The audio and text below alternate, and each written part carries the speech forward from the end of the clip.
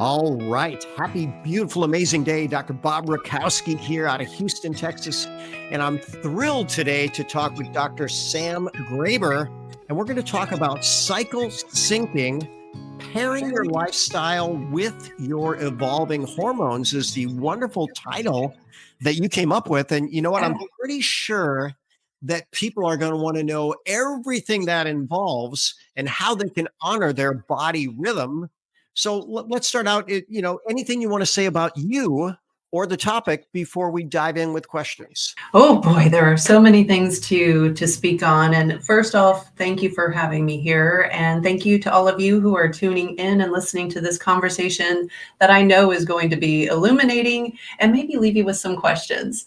I'm sure that we'll have an opportunity to speak to many things, but for any questions, please reach out. As far as for me, I'm Dr. Sam Graber. I too am a 30-year experienced doc, primarily trained as a chiropractor. I did a lot of nutrition. And over all those years, I took care of every kind of person, and I absolutely loved it.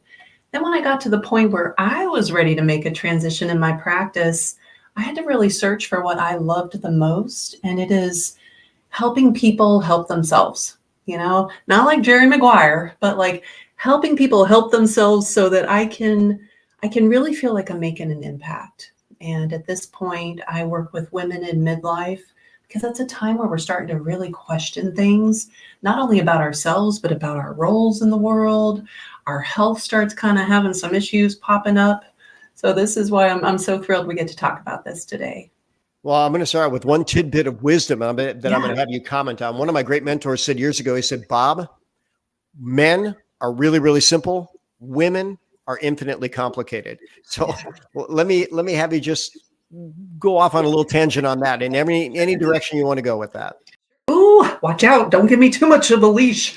But what I love to say to people is, yes, men have a 24-hour cycle. They have spurts of cortisol throughout the day, testosterone throughout the day. We have the cycle syncing when you're going to bed and you wake up in the morning. It's a pretty typical day-by-day situation. For women, we are definitely more complex. We have cycles from the point where, when we're also babies, just like with men, we have similar cycles. Then all of a sudden we hit puberty, everything kind of shifts. And then as things go through life, these cycles we have that monthly cycle, the reproductive, the sex cycle, sex hormone cycle, but we too have the cortisol, we have insulin. We have so many similarities, but the one that gets the most, media time and media coverage is our menstrual cycle. And with that, it is very complex, but it's not as mysterious when we understand how our bodies work, right? I know I'm speaking to the man who totally gets that and is committed to that mission as well. So I love to help women understand the generalities and then dive into what really is their normal, and to be able to identify if their normal is not normal, so optimal versus normal, whole different convo.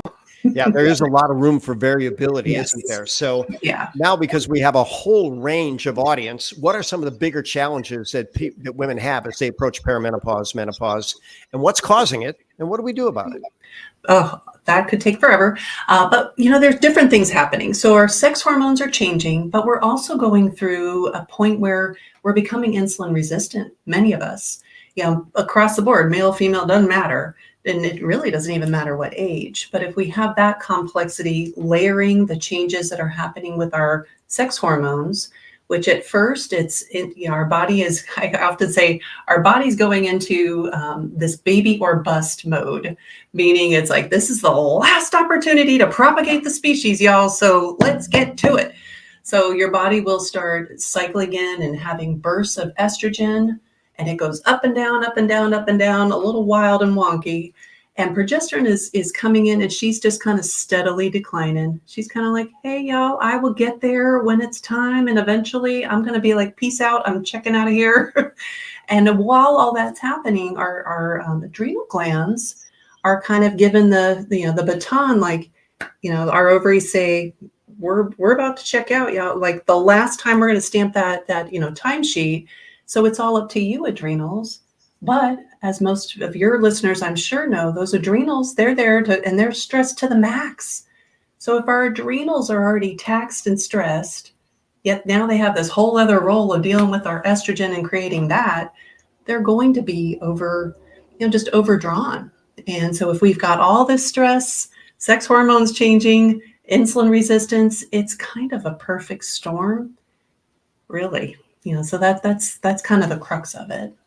All right. So what's your favorite type of intervention? Someone comes in and they're just not feeling. So what symptoms are they generally reporting? Where do you start? And what are your favorite interventions? Sure. If they're coming in, usually people come to me because of some sort of body composition issue. It's usually weight. They'll say, I want weight loss, but I always dial that back. Like, okay, why and what for, and what's the purpose, and what's your body been going through? What kind of changes? I always look to food. I tell what you're eating and when you're eating. So cycling into some lower carb stages and then some higher nature carbs to get get the hormones moving along. More often than not, progesterone is really tanked. She doesn't get the respect she deserves until she's kind of checked out, or we're getting such, massive amount of symptoms. So I usually look at that, the hormone hierarchy, helping build in some more ways of spurting oxytocin and getting cortisol under control. Insulin, the best way to deal with that is by what and when you eat. So, we look and see, how are you doing it now? How are you feeling? What's your energy like? Let's do some sleep hygiene. It's really a holistic approach. I want to break down a few of those things. So please. Yeah. Well, when we start talking about what you eat and when you eat, which of those is more important, or are they equal? And what guidelines are you going to give people on that? Yes. Okay. They are equal when what somebody is eating is nourishing. Okay. But if someone is eating a bunch of things out of a bag or out of, just processed food, I really want to dial that down first. But if I am dealing with someone who is literally addicted to sugar and processed food, which many people are, I will ask them, can we just start working on compressing what you're eating into a shorter time frame? Yeah, because sometimes that's the easiest thing for them, is just, it's hard to moderate that kind of food.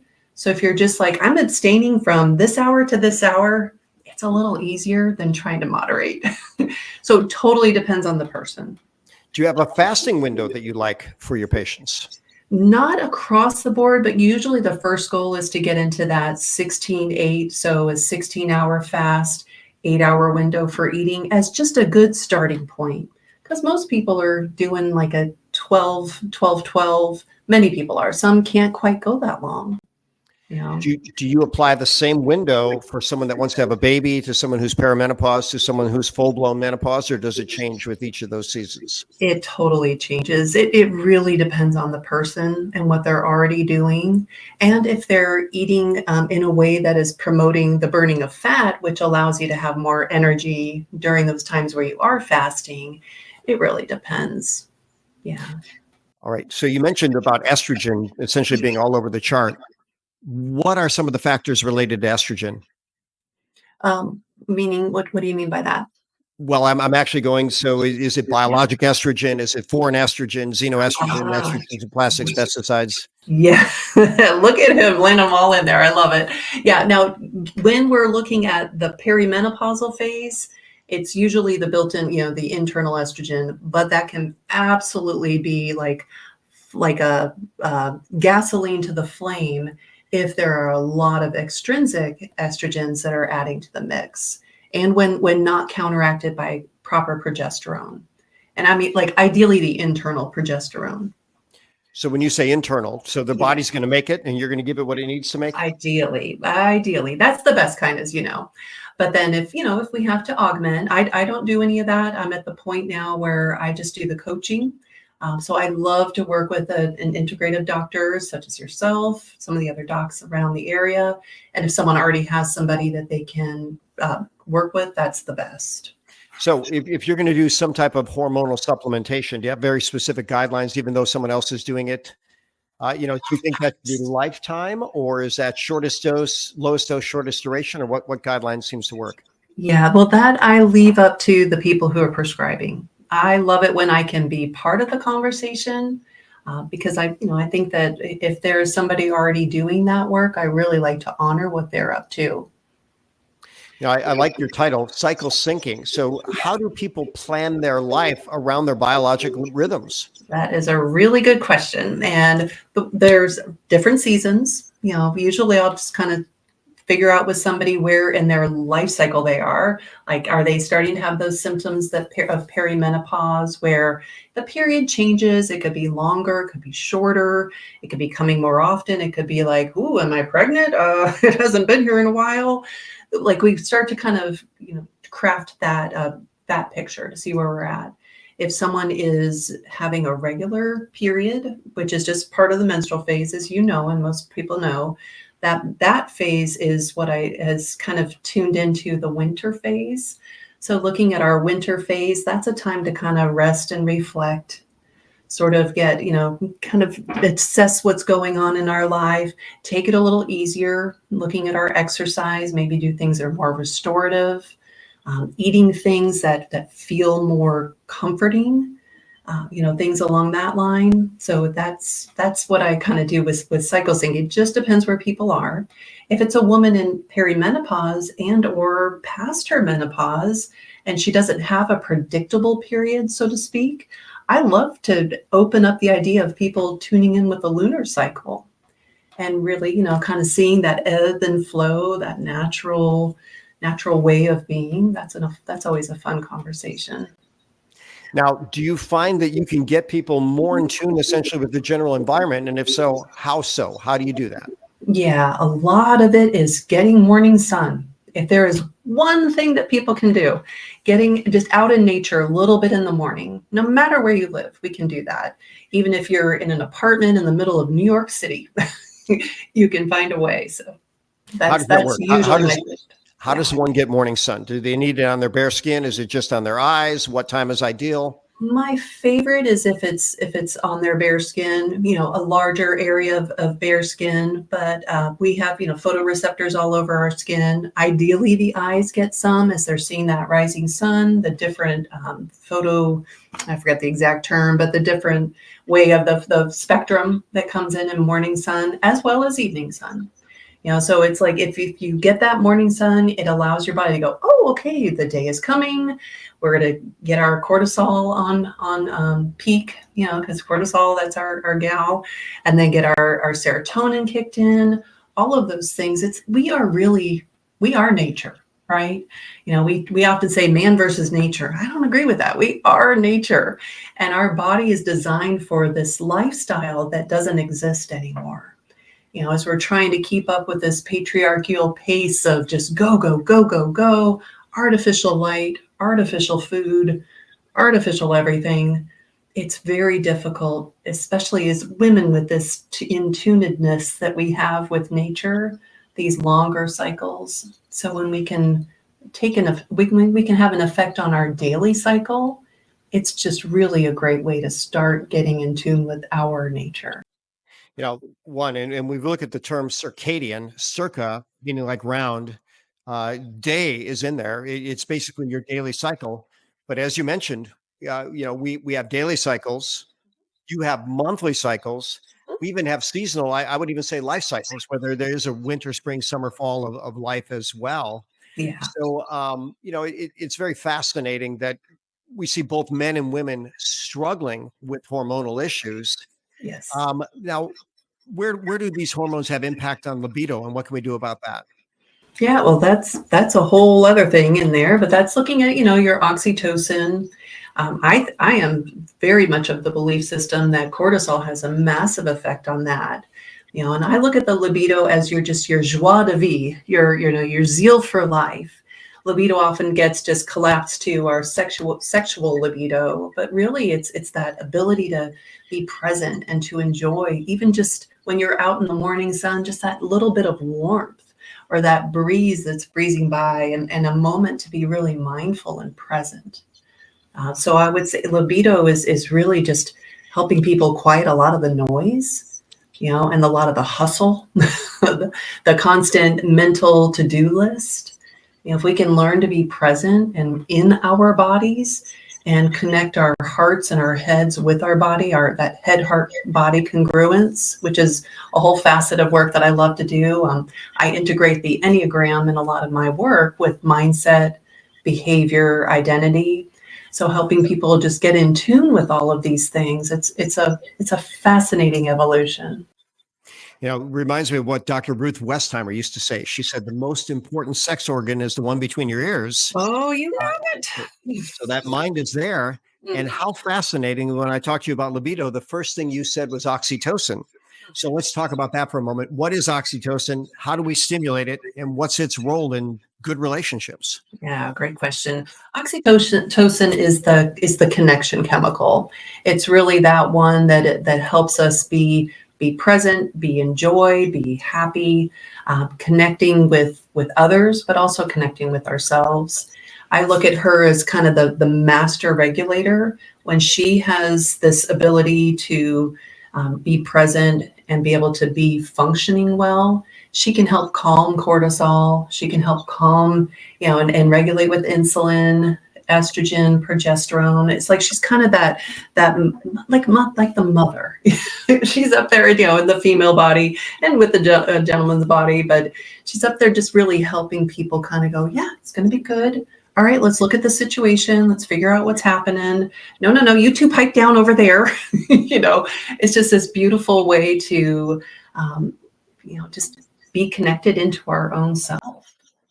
I don't know if you're familiar with the term flow as it applies to human performance.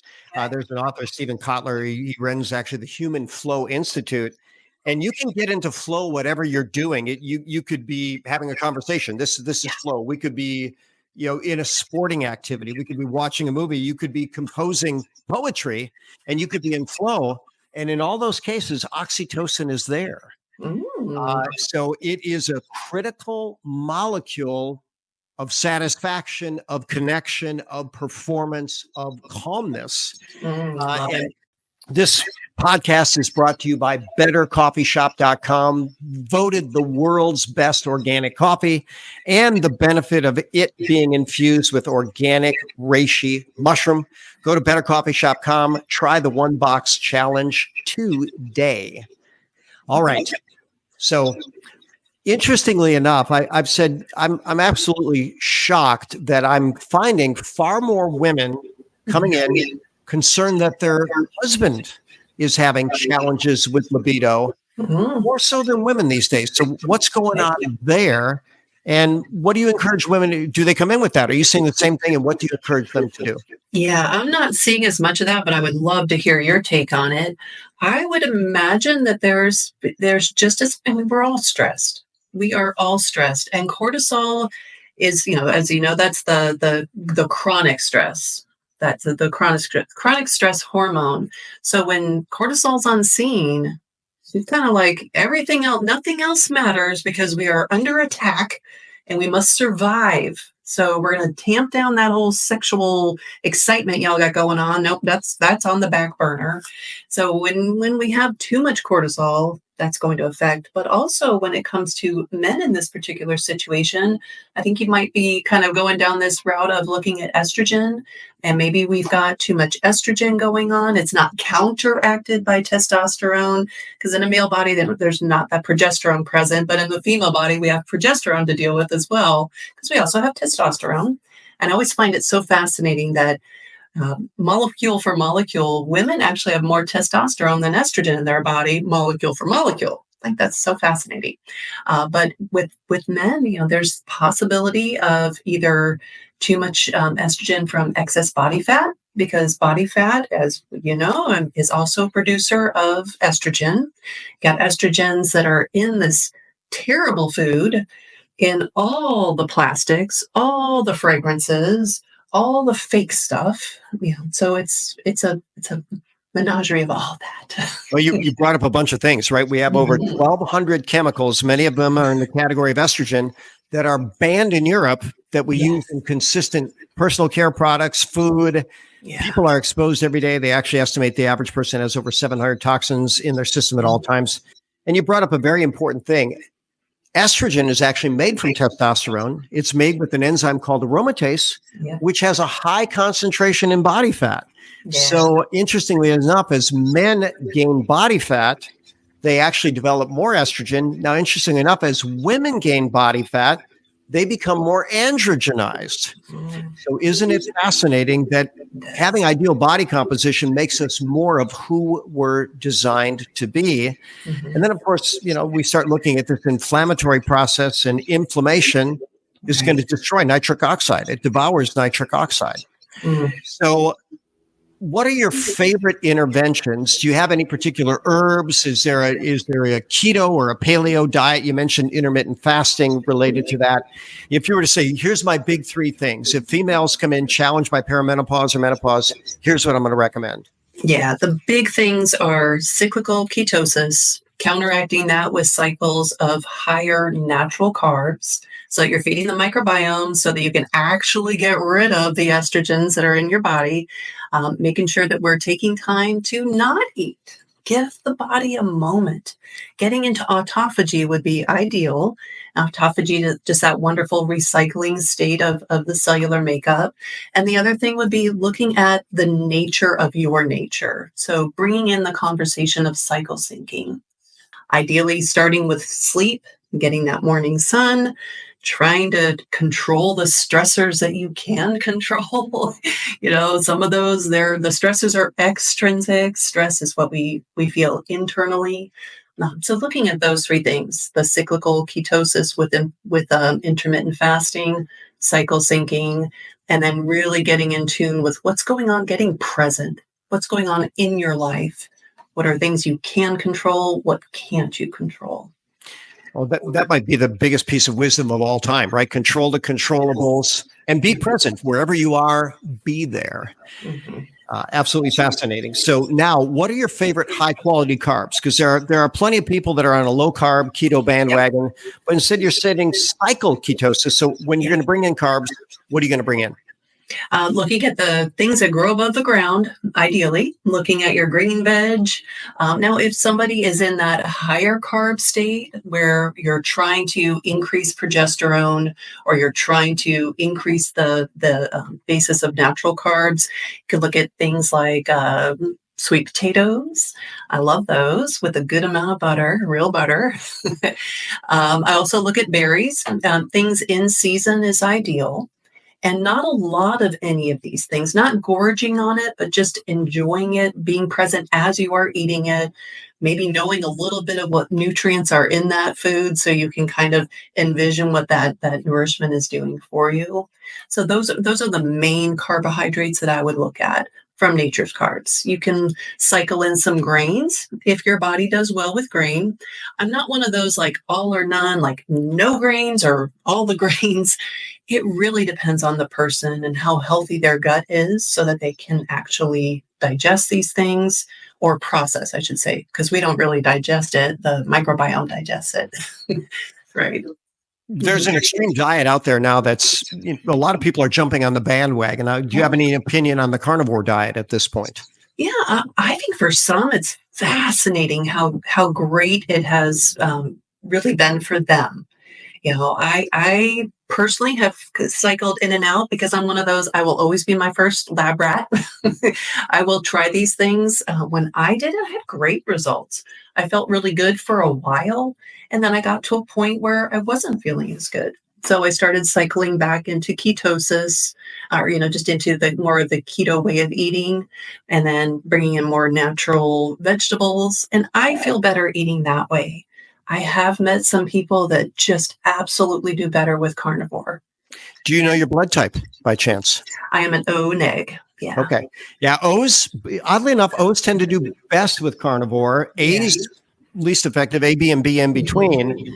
Now let's go into your own personal journey if it doesn't get too personal. Yeah. So tell me how all this came about. What was going on in your body? What did you do differently? How did you resolve it? And how did you get excited to pay it forward to the rest of the world? I love that you asked that question. For me, it was literally here I am getting into I was in my late 40s, and I'm like, what is going on? What is going on in my body? It was like a mutiny. And then after, the changes going on with my cycle and my menstrual cycle, I was realizing like I was a little bit more triggered by things.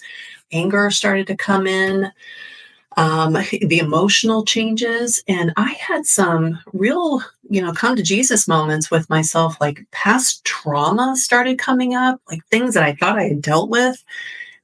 I had no idea, honestly, Doc, what was going on with me. I didn't realize till I kind of got over the hump of it all that, oh, that was perimenopause. I didn't know, and here I am, a seasoned doc. I've taken all the classes. You and I probably sat next to each other in some of these classes over all these years. Like I knew, but I didn't know. I didn't know what was going on. And I didn't really have anyone to talk to because I didn't even know what to talk about. Like I didn't have the language. I didn't understand that all of these things coming together is part of a natural change, and we can look at menopause as this beautiful opportunity to shift up some of what we're doing, whether it's nutritionally, psychologically, parts of our life, letting go of some of the stuff that just doesn't matter. So as I wrote about this in a few different avenues, but once I realized what was going on, I kind of did that, like if you ever prayed to the porcelain gods, like I prayed to the perimenopause gods, like, man, if you just let me get through this, I will make sure that no other woman goes through this without knowing what's going on with her. And there's nothing wrong with us. We aren't having symptoms. We're going through a natural transition, but that natural transition can be greatly aided through our lifestyle. And that's why I love to say pair your lifestyle with your evolving hormones because they're constantly shifting. They're constantly shifting. And when we can know how to pair our day-to-day with those shifts, we're in that flow, right? We're not trying to come at it and kind of canceling them out. We're like, oh, we're riding this wave. This is what it feels to be in the groove. Well, and by the way, for females have a lot more of that wave going on, right? So we need to make that very clear and be as understanding as we possibly can be. Our wave is pretty simple. Now, why do you think that there's not much conversation going on about that? I mean, if I were to ask you what percentage of women have significant challenges transitioning from regular periods to perimenopause, menopause, what's that number? What's your feel for it? Yeah, some of the the numbers I see are, I don't think they're all made up. Like for me personally, what I have experienced with people, it's probably 50-50. Some women I know, they're like, I didn't even know until all of a sudden I realized, man, I haven't had my period in a while.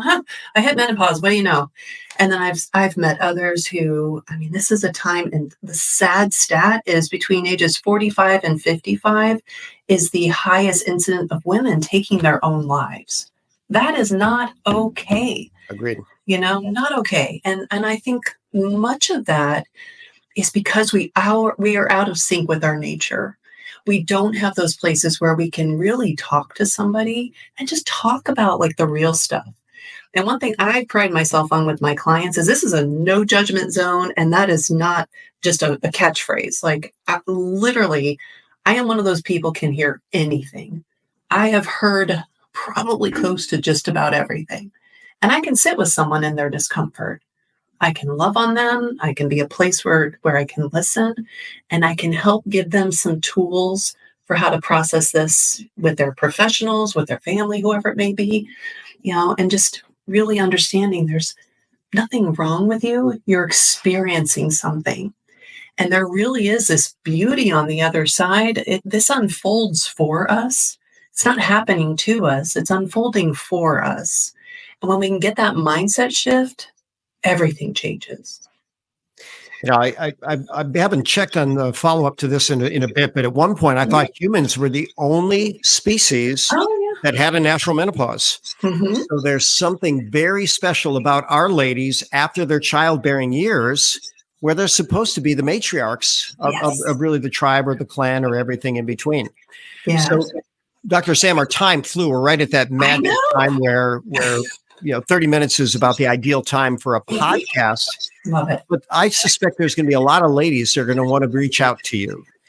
So what is the best way for them to get you?